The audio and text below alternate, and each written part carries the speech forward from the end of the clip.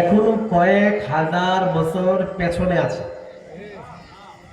আর অনেক পরে আসবে না?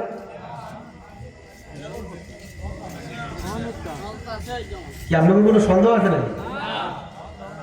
নবীজি বললেন নাম হবে ইসলামী, কামে ইসলাম থাকবে না। কিয়ামতের এই আলামত দূরে না চলতেছে? আরো মন খারাপ করে বলেন দূরে না চলতেছে? হ্যাঁ, নাম ইসলামের হবে, কাম শয়তানের হবে।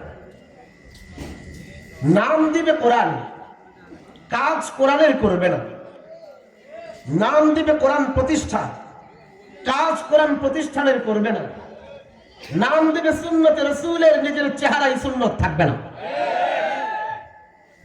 নবী বলেন এমন এক জমানা আসবে আমার উম্মতের মাঝে, এরা ইসলাম নাম ব্যবহার করবে, কিন্তু এদের আখলাকে ইসলাম থাকবে না। নাম ব্যবহার করবে ইসলামের, চরিত্রে ইসলাম থাকবে না। নাম ব্যবহার করবে ইসলামের, এদের আইন কারণে ইসলাম থাকবে না। এর পরিচয় আমি একটু পড়ে দেবো, এর আগে আরেকটু বলবো। দেখুন কোনটা সহিহ কোনটা গলত। আমাদের অনেক ভাইয়ের এই প্রশ্নটা করে যে হুজুর হেরাও টুপি মাথার দিচ্ছে, আপনিও টুপি মাথার দিচ্ছে, হেরাও দিকে কোরআনের নাম দিয়ে কথা কয়, আপনারাও কোরআনের নাম দিয়ে কথা বলেন। এরাও বলবে কোরআন প্রতিষ্ঠা করবে, আপনারাও বলেন কোরআন প্রতিষ্ঠা করবে। কোনটা ঠিক? আমি একটা সহজ মানদণ্ড বলে দিই, আপনার নিজের বিবেক বলবে আমারটা ঠিক ইনশাআল্লাহ। আচ্ছা বলেন তো, কোরআন কার উপরে নাযিল হয়েছে?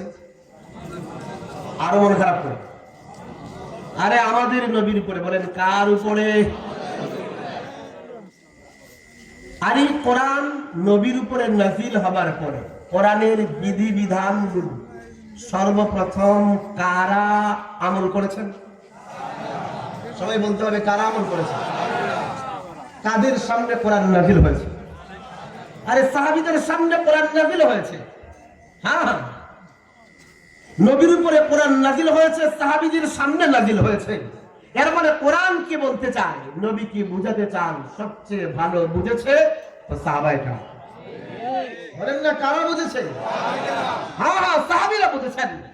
আমি ১৫০০ বছর পরে আইসা কোরআনের বিধান যা বুঝবো, এর চেয়ে ১০০০ কোটি গুণ ভালো বুঝছেন তো সাহাবায়ে কেরাম।